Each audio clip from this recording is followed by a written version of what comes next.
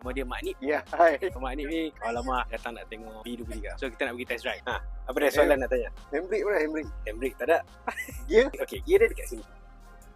Handbrake, tap dia ke bawah. Okey, Tap ke bawah. Dah masuk gear.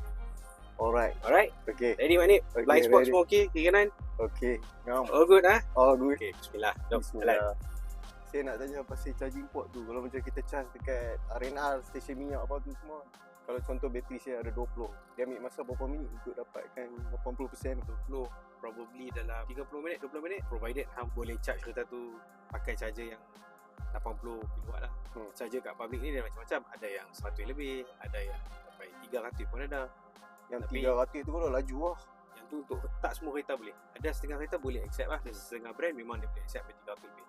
Tapi dia selalunya short burst saja. Dia nak first load, dia nak tarik current dia. Lepas tu bila dia dah masuk, dan dia start slow down. Ya, tu dia dah reach 80, dia akan slow lagi. Dah reach 80, dia akan naik slow lagi. Naik slow je. So selalunya kalau orang naik kat highway atau apa, orang akan charging sampai 80 lah. Betul tak? Sebab lepas 80 tu kan dia take time orang kata Betul. untuk sampai 100. Betul. So Tapi kalau ada charging je sampai 80 tu dia boleh pergi berapa kilometer? Dalam 300 je dah. 80, 300 lebih lah. Kita dapat 300 lebih lah, 80. 1, 2, 3. Oi, laju lah geng.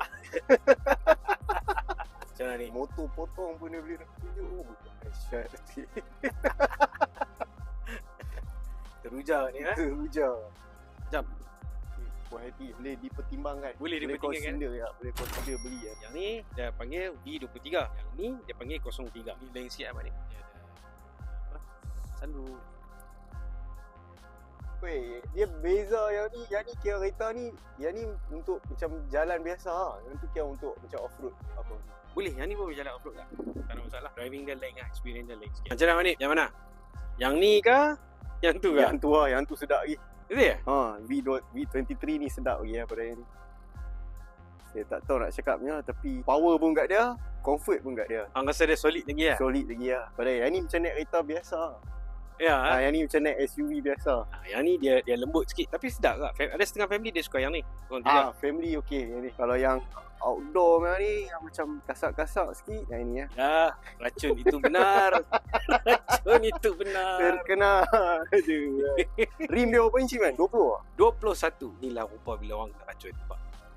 Dia jadi tak senang duduk.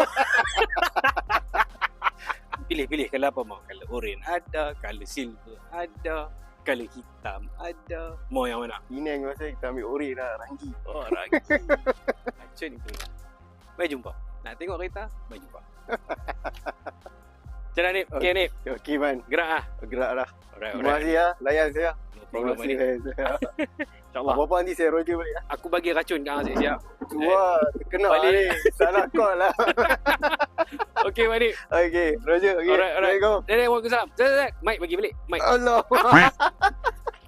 Lupa tu. Sorry. Dia ambil Mike. Dia ambil lupa bila tengok kereta.